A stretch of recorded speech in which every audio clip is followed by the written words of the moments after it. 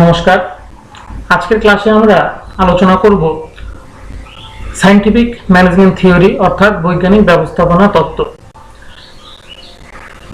জনপ্রশাসনের আলোচনায় বৈজ্ঞানিক ব্যবস্থাপনা তত্ত্ব খুবই গুরুত্বপূর্ণ একটি তত্ত্ব। বৈজ্ঞানিক ব্যবস্থাপনা তত্ত্বর আলোচনা শুরু হয়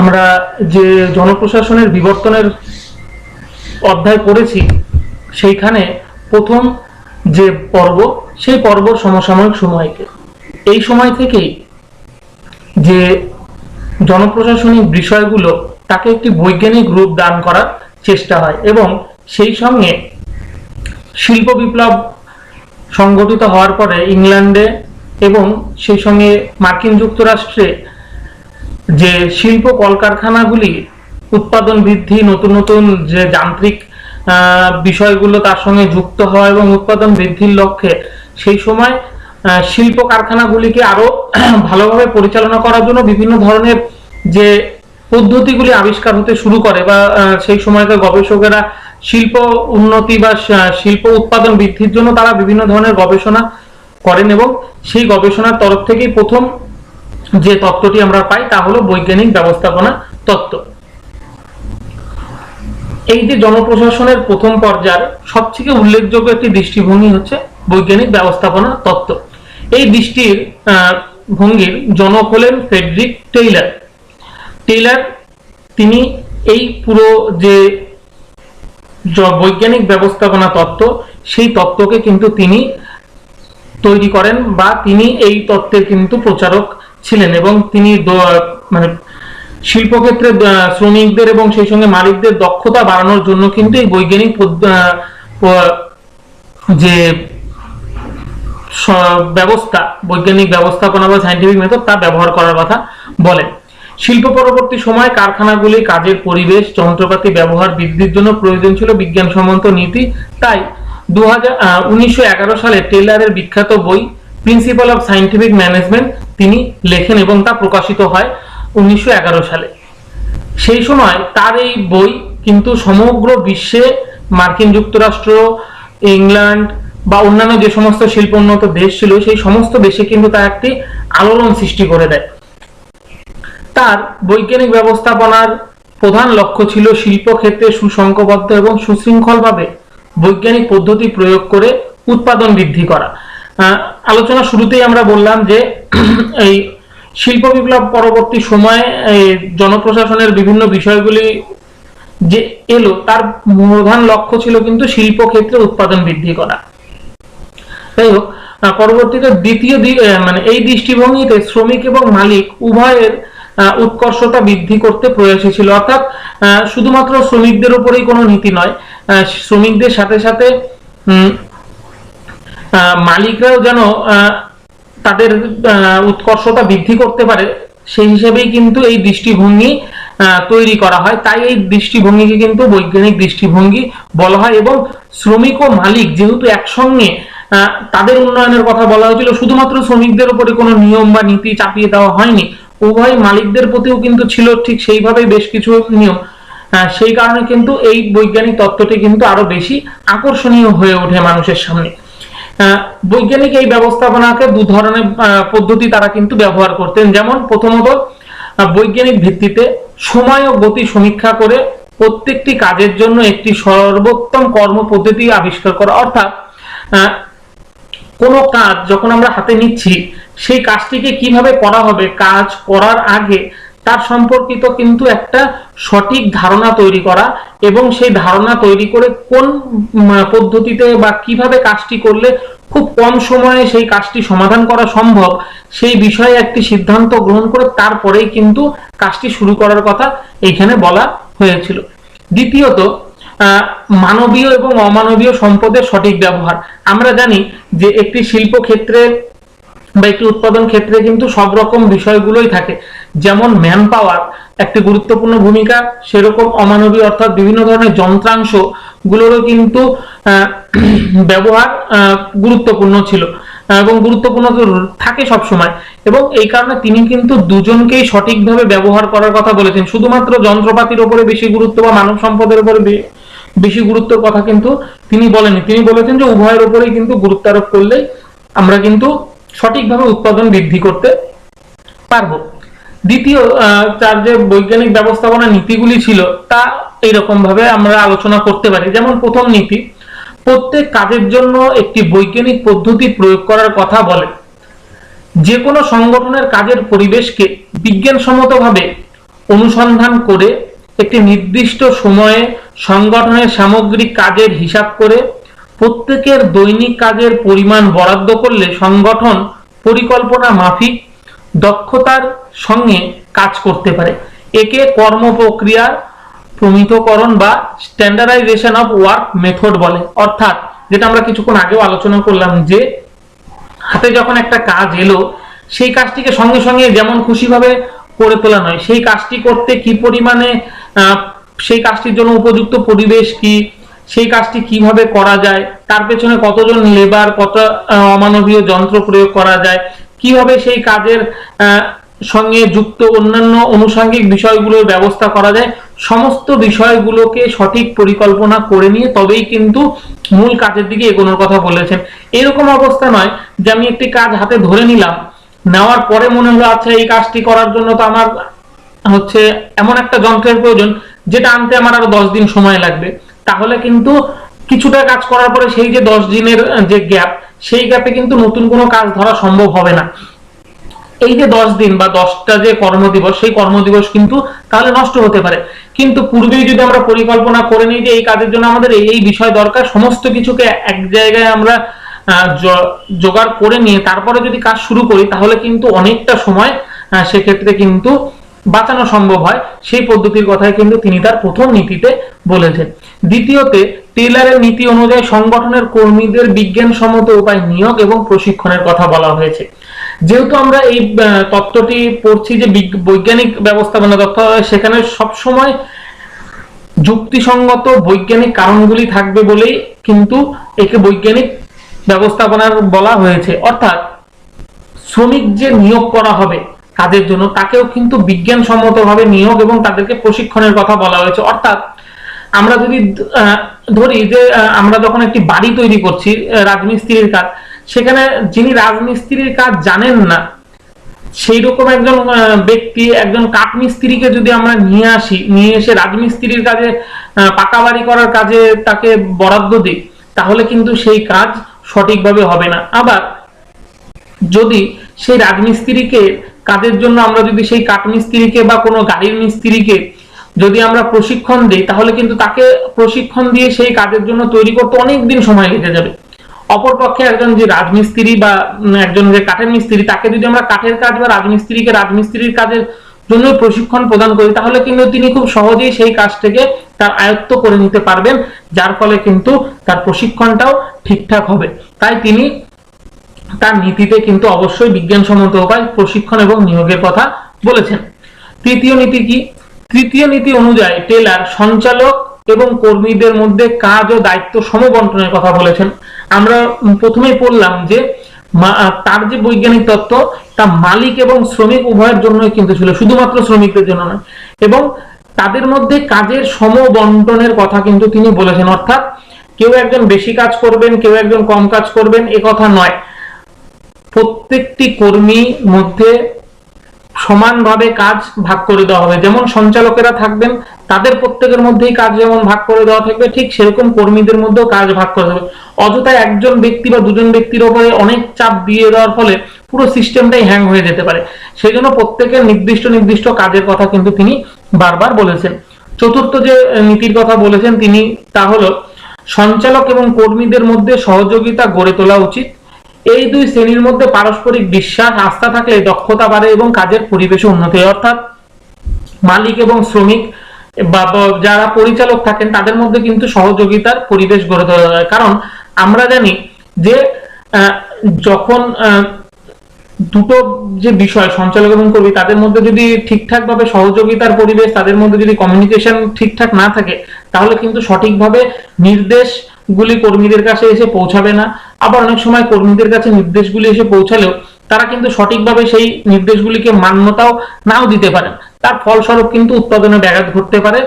কর্মীদের মধ্যে এই বিষয়ে বিশ্বাস এবং আস্থা থাকতেই হবে যে তার সঞ্চালক যে বিষয়ে তাকে বলছেন বা যে নির্দেশ দিচ্ছেন সেই নির্দেশ সঠিক, এবং সঞ্চালকেরও দায়িত্ব এমন কোন নির্দেশ না দেওয়া যে নির্দেশ পরবর্তীতে দেখা যায় যে সেই নির্দেশ পালন করতে গিয়ে অনেক ধরনের বড় ক্ষতি হয়ে গেল, তাহলে কিন্তু সেই সঞ্চালকের প্রতি কর্মীদের আস্থা কিন্তু অনেকটাই কমে আসবে।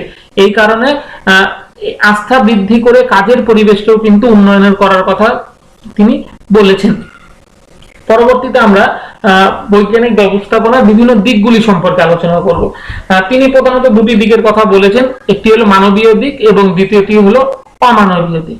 মানবীয় দিকের মধ্যে তিনি বেশ কিছু বিষয়গুলোকে দেখেছেন, যেমন নিয়োগ, অর্থাৎ কর্মীদের নিয়োগ। উপযুক্ত কাজের জন্য উপযুক্ত কর্মীকেই কিন্তু নিয়োগ করতে হবে। উপযুক্ত কাজের জন্য উপযুক্ত কর্মী যদি নিয়োগ না করা হয় তাহলে সেই কাজের কিন্তু কোনোভাবেই উন্নয়ন সম্ভব নয়।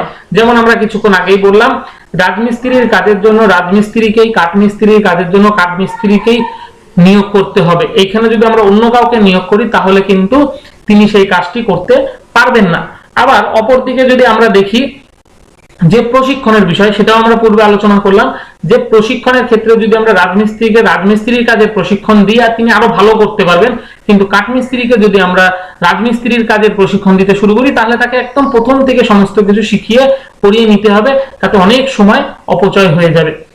3 নম্বর যে দিকের মানবীয় দিকে, সেটা হচ্ছে সময়ের সমীক্ষা, অর্থাৎ তিনি সময়ের অপচয় রোধ করতে কিন্তু বারবার বলেছেন, এবং তিনি বলেছেন যে সময় অপচয় রোধ করতে একটি নির্দিষ্ট কাজের সম্পূর্ণ করতে একজন কর্মীকে কি পরিমাণ সময় লাগে তা পর্যবেক্ষণ করে নির্দিষ্ট কাজের জন্য নির্দিষ্ট সময় ধরতে হবে। অর্থাৎ একটি কাজ আমি হাতে নিলাম এবং সেটি আদি অনন্ত কালের জন্য আমি ফেলে রাখতে পারি না। একটা কাজ করতে কতটা সময় লাগতে পারে, তার পেছনে কতজন আমার ম্যান পাওয়ার দিতে হবে, সেই বিষয়ে আমরা পূর্বেই পরিকল্পনা করে নিয়ে তারপরে সেই কাজে আমরা যখন হাত দেব সেই কাজটিকে সেই হিসেবে কিন্তু আমরা করে তুলে নিয়ে আসতে পারবো সেই নির্দিষ্ট সময়ের মধ্যে।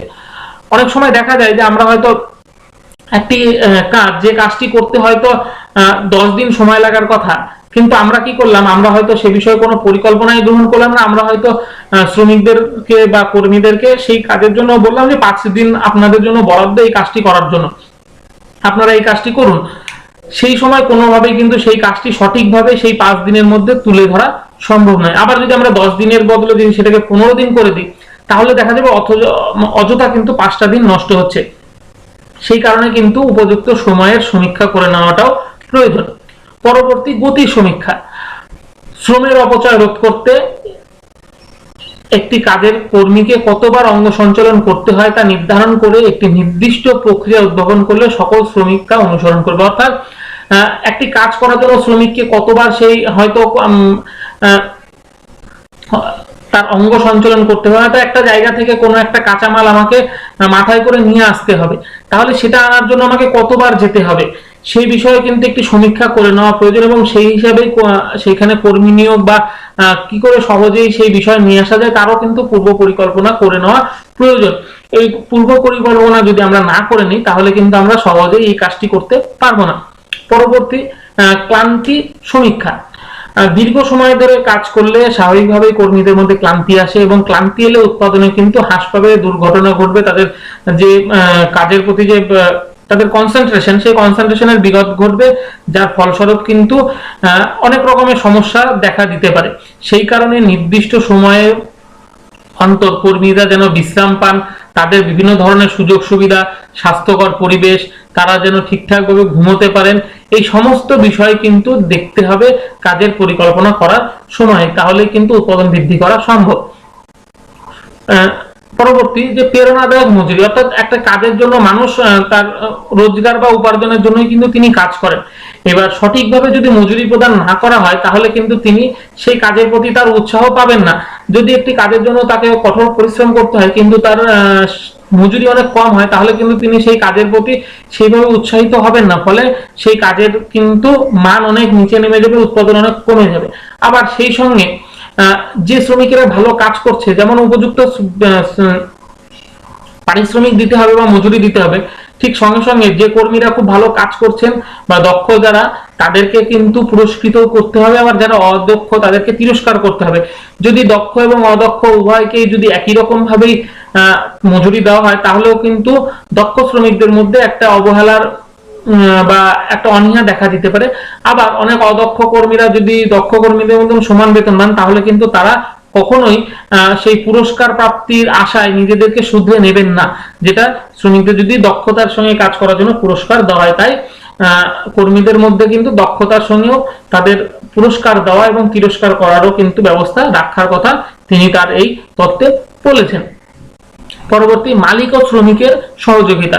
আমরা প্রথমেই আলোচনা করলাম যে এই তত্ত্বে কিন্তু সমস্ত পক্ষকে নিয়েই আলোচনা করা হয়েছে এবং সকলকে সমানভাবে কাজের সঙ্গে সহযোগিতা করতে হবে, নিজেদের মধ্যে আস্থা গড়ে তুলতে হবে, নিজেদের মধ্যে কমিউনিকেশন বিল্ড আপ করতে হবে, তাহলেই কিন্তু সংগঠনের দক্ষতা বৃদ্ধি পাবে এবং উৎপাদনও কিন্তু বৃদ্ধি পাবে। পরবর্তী দিক যেটি, সেটি হলো অমানবীয় দিক। অমানবীয় দিকের মধ্যে আমরা যেগুলো মানব সম্পদ নয় সেগুলোই সাধারণত বুঝি, যেমন যন্ত্রপাতি। সংগঠনের দক্ষতা বৃদ্ধির জন্য তিনি কিন্তু যন্ত্রপাতির ব্যবহারের দরকারের কথা বলেছেন এবং সেই সঙ্গে যন্ত্রপাতির কিন্তু সঠিকভাবে পর্যবেক্ষণের কথা বা রক্ষণাবেক্ষণের কথাও বলেছেন। শুধুমাত্র যন্ত্রপাতি নিয়ে এলেই হবে না, সেই যন্ত্রপাতিকে কিন্তু উপযুক্তভাবে রক্ষণাবেক্ষণ করা দরকার। কারণ একটি যন্ত্র যদি খারাপ হয়ে যায় তাহলে কিন্তু সেই যন্ত্র দিয়ে উৎপাদন সম্ভব নয়, আর রক্ষণাবেক্ষণ ঠিকঠাক না করলে তা কিন্তু খুব বেশি দিন টেকসই নাও হতে পারে। দ্বিতীয় যে অমানবীয় দিক, সেটি হলো কাঁচামাল। একটি উৎপাদন জারি রাখার জন্য কাঁচামাল একটি গুরুত্বপূর্ণ বিষয় এবং শিল্প অঞ্চলে কিন্তু কাঁচামালের গুরুত্ব সব থেকে বেশি এবং উৎপাদন ঠিকঠাক ভাবে রাখার জন্য কাঁচামালের উৎপাদন কিন্তু ঠিক রাখতে হবে। যে একদম আলোচনা শুরুতেই বললাম যে কোনো একটা কাজ করার জন্য যে বিষয় লাগবে, হয়তো কাজ করতে মাঝখানে গিয়ে দেখা গেল যে সেই জিনিসটাই নেই, যা আনতে আরো 10 দিন সময় চলে যেতে পারে, সেই মাঝখানের এই 10 দিনটা কিন্তু পুরো কর্মদিবস নষ্ট হয়ে যায়। সেই জন্য উপযুক্ত কাঁচামাল যেন প্রতিটা সময় সরবরাহ থাকে সে বিষয়ে কিন্তু নিশ্চিত হতে হবে। কাজের পরিবেশ। সংগঠনের অভ্যন্তরীণ কাজের পরিবেশ কর্মীদের উপরে তার প্রভাব ফেলে। অর্থাৎ যেখানে আমরা কাজ করছি সেই জায়গাটার যদি পরিবেশ মনোরম না হয়, তাহলে কিন্তু সেই জায়গায় কিন্তু আমরা ঠিকঠাক ভাবে নিজেদেরকে কাজের প্রতি মনোনিবেশ করতে পারবো না। যদি সেইখানে পরিবেশে পর্যাপ্ত আলো না থাকে, বাতাস না থাকে, খাবার জল না থাকে, সেখানে খাবার না থাকে, তাহলে কিন্তু মানুষ সেখানে কিন্তু সঠিকভাবে তার কাজ করতে পারবে না। কারণ তার অনেকটা সময় সেই আলো বা বাতাসের খোঁজে বা পানীয় জলের খোঁজে কিন্তু কাজের ব্যাঘাত করবে। সেই জন্য যে জায়গায় কাজ হবে সেই জায়গার পরিবেশটাও কিন্তু উপযুক্ত করে রাখতে হবে। কার্যভিত্তিক কর্মবন্টন, অর্থাৎ বিভিন্ন কাজের জন্য বিভিন্ন ব্যক্তিকে নিয়োগ করে তাদের দায়িত্বশীল করে তুলতে হবে, যাকে কর্মভিত্তিক কর্মবন্টন বলে। এই নীতি অনুযায়ী প্রত্যেক ব্যক্তির উপরে বিশেষ দায়িত্ব অর্পণ করে তাকে দায়িত্ব ভার দিতে হবে এবং যেন তিনি কোনো রকম ভাবে তার দায়িত্ব অর্পণের থেকে পরিহার না করতে পারেন বা তিনি পিছিয়ে না আসতে পারেন। অর্থাৎ প্রত্যেক ব্যক্তিকে একটি নির্দিষ্ট করে কাজে কিন্তু তাদের মধ্যে বন্টন করে দিতে হবে। আমি শুধুমাত্র হয়তো একজন 10 জন লোক আছে, আমি সেখানে বলে দিলাম তোমরা এই কাজটি করো, সেটা কিন্তু কখনোই কাজকে কিন্তু সঠিকভাবে উৎপাদন ক্ষেত্রে নাও নিয়ে আসতে পারে। আমাদের সেক্ষেত্রে উচিত সেই 10 জনকে নির্দিষ্টভাবে তাদের কাজগুলিকে বুঝিয়ে দেওয়া। প্রত্যেকের জন্য যদি আমরা নির্দিষ্ট কাজ বন্টন করে দিতে পারি, তাহলে প্রত্যেকে নিজের দায়িত্ব সহকারে সেই কাজটুকু পরিসমাপ্ত করবে, তাহলে কিন্তু পুরো কাজটি সম্ভব হবে। 10 জনের মধ্যে একজন ব্যক্তি যদি তার কাজে গাফিলতি করেন, তাহলে কিন্তু পুরো কাজটা করা সম্ভব হবে না। বাকি 9 জন যখন কাজটি করবেন ঠিকঠাক ভাবে, তখন কিন্তু সেই পুরো তিনিও সেই কাজ করতে বাধ্য হবেন এবং দায়িত্ব যেহেতু আছে তাকেই জবাবদিহি করতে হবে, তাই কিন্তু তিনি সেই কাজটি অবশ্যই করবেন। পরবর্তী, কেন্দ্রীয় পরিকল্পনা। বিভিন্ন বিভাগের মধ্যে সমন্বয় স্থাপনের জন্য একটি কেন্দ্রীয় পরিকল্পনা বিভাগের কথা টেলার কিন্তু বলেছেন। অর্থাৎ বিভিন্ন জায়গা থেকে নির্দেশ আসা নয়, পিরামিডের একদম চূড়া থেকে আমরা পরবর্তীতে ক্লাস পড়বো এখানে যে হচ্ছে প্রিজম থিওরি পড়বো, সেইখানে কিন্তু আমরা দেখতে পাবো যে যখন নির্দেশ নিচু তলায় আসছে একটি পিরামিডের মতন করে, সেখানে কিন্তু নির্দেশগুলো একদম উপরে একটি কেন্দ্রীয় স্তর থেকে ধীরে ধীরে বিভিন্ন দপ্তরের মধ্যে দিয়ে বিভিন্ন বিভাগের মধ্যে দিয়ে একদম নিচু স্তর অব্দি আসবে। সেজন্য কেন্দ্রীয় পরিকল্পনা রাখাটার কথা কিন্তু তিনি বারবার বলেছেন। যাই হোক, এই যে বৈজ্ঞানিক ব্যবস্থাপনা তত্ত্বর আমরা বিভিন্ন দিকগুলি পড়লাম, যেখানে মানব সম্পদ, সময়, গতি, কর্মীদের ভেতরে শ্রমিক মালিকের মধ্যে সমন্বয় সাধন, আস্থা বৃদ্ধি, প্রভৃতি যে বিভিন্ন দিকগুলি নিয়ে আলোচনা করা হলো, যা সেই সময় বৈজ্ঞানিক ব্যবস্থাপনা তত্ত্ব শিল্প উন্নত বা শিল্প উন্নয়নের পরবর্তী সময় শিল্প উৎপাদন বৃদ্ধি করার জন্য একটি গুরুত্বপূর্ণ তত্ত্ব হিসাবে সেই সময় সমগ্র বিশ্বের সামনে উঠে আসে, সেই তত্ত্ব কিন্তু পরবর্তীকালে বিভিন্ন ধরনের সমালোচনার সম্মুখীন হয়েছিল। যেমন এই তত্ত্বে সাংগঠনিক দক্ষতাকে সম্পূর্ণ যান্ত্রিক দৃষ্টিভঙ্গি থেকে দেখা হয়েছিল বলে অনেক সমালোচক কিন্তু মনে করেন, এবং সেই সঙ্গে তারা আরো মনে করেন যে এই তত্ত্ব উৎপাদন দক্ষতা ও সঞ্চালকদের সমস্যা নিয়ে যতটা সচেতন, কর্মীদের অনুভূতি আবেগ এবং মানবিক সম্পর্ক নিয়ে তেমন ভাবে ভাবেন না। অর্থাৎ এখানে কিন্তু তারা সংগঠনের কিছু অংশের কিন্তু তারা সমালোচনা করেছেন। সমালোচকেরা আরো যে কথাগুলি বলেছেন তার মধ্যে আরেকটি গুরুত্বপূর্ণ হলো যে এই তত্ত্ব মালিক পক্ষ বা সঞ্চালকদের দৃষ্টিকোণ থেকে সাংগঠনিক প্রশাসনকে দেখে, তাই শ্রমিক সংগঠন বা ট্রেড ইউনিয়ন এই তত্ত্বকে অনুমোদন করে না। যেহেতু উৎপাদন বৃদ্ধির কথা বারবার বলা হয়েছে এবং উৎপাদন বৃদ্ধির আমরা সকলেই জানি যে মুনাফাটা সব থেকে বেশি মালিক পক্ষের কাছেই যায়, এখানে শ্রমিক পক্ষের জন্য সেইভাবে উৎপাদন যে বৃদ্ধি হবে বা উৎপাদনের থেকে যে লভ্যাংশ, সেই লভ্যাংশর শ্রমিকদের প্রাপ্তি বা এই সংক্রান্ত বিষয়ে কোনো কিছু বলা নেই। সেই কারণেই কিন্তু ট্রেড ইউনিয়নরা এই তত্ত্বকে অনেক সময় মানতে চান না বলেই সমালোচকেরা মনে করেন। পরবর্তী যে সমালোচনা রয়েছে তা হলো সমালোচকরা কর্মীদের মানবিক সম্পর্কের গুরুত্ব দেন। এরা মনে করেন যে সংগঠনে কর্মীরা শুধুমাত্র পারিশ্রমিক নিয়ে ভাবে না, তারা সম্মান, আত্মমর্যাদা, ন্যায় নিয়েও সমান সচেতন। অর্থাৎ আমরা বৈজ্ঞানিক তত্ত্বে পড়েছি যে উপযুক্ত পারিশ্রমিক দিতে হবে, কিন্তু সমালোচকেরা বলছেন যে শুধু পারিশ্রমিক নয়, সেই সঙ্গে কর্মক্ষেত্রে কর্মীদের মধ্যে কর্মীদেরকে নিয়ে সেই সংগঠনের একটা ভাবনা, সে তাদের প্রতি সম্মান প্রদর্শন করা, তাদের যে মর্যাদা সেই মর্যাদাকে অক্ষুণ্ণ রাখা, এই সমস্ত বিষয়গুলোকে নিয়েও কিন্তু সেইভাবে এই বৈজ্ঞানিক তত্ত্বে কোনো আলোচনা হয়নি। কিন্তু কর্মীরা কিন্তু তাও চান যে তাদেরকে সম্মান দেওয়া হোক, তারা যেন ন্যায় পান, সবসময় তাদের আত্মমর্যাদার জায়গাগুলোকেও রক্ষণাবেক্ষণ করা হোক বলেই সমালোচকরা মনে করতেন। এবং সেই সঙ্গে শেষ যে আমাদের সমালোচনা আমরা আলোচনা করবো তাহলে এই ব্যবস্থাপনার মাধ্যমে সাফল্য আনতে গেলে আধুনিক যন্ত্র, অবিরাম গবেষণা, বিশেষজ্ঞের নিয়োগ প্রয়োজন বলেই কিন্তু সমালোচকেরা মনে করতেন।